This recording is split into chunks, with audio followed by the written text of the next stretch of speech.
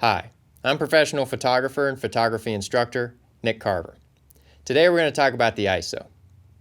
Now this isn't going to be an instructional video about what ISO settings to use in certain situations, but instead I want to talk to you about the origin of the term ISO and the correct way to pronounce it. But first, let's get everyone on the same page. The ISO numbers in photography indicate how sensitive a particular film is to light. Higher ISO numbers indicate that the film is better at soaking up light, which is good for dimly lit situations. And of course, this applies to digital as well. Your digital camera will have an ISO setting on it, and that indicates how sensitive the camera is to light, how good it is at soaking it up. And again, higher ISO numbers are better for dimly lit situations. Now, since the ISO is written in all capital letters, many people assume that it's an acronym. And through research online, you'll come across various resources that indicate it stands for the International Standards Organization.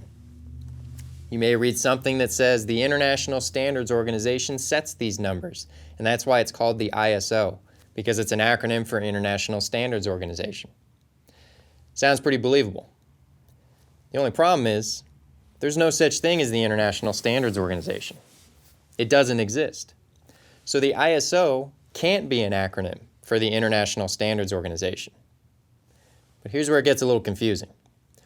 Although there may not be an International Standards Organization, there is an International Organization for Standardization. And they do set the ISO numbers in photography. They set the ISO numbers for the entire world. They set international standards for a lot of industries, including engineering and manufacturing. So if the International Organization for Standardization sets these numbers in photography, why aren't they called the iOS numbers? After all, that would be the correct acronym. Well, the International Organization for Standardization decided to confuse the entire world by, instead of choosing an acronym to represent their company name, they chose ISO, which comes from the Greek root isos, meaning equal. The only problem is, it's just one letter off from what their acronym would be. So that's why there's so much confusion about the correct way to say ISO. But there's a good reason for all this. And instead of explaining it to you, I'll let you hear it from the horse's mouth. This is taken from the website of the International Organization for Standardization.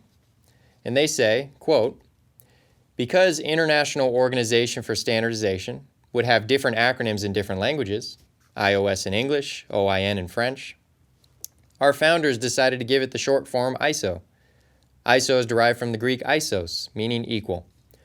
Whatever the country, whatever the language, the short form of our name is always ISO."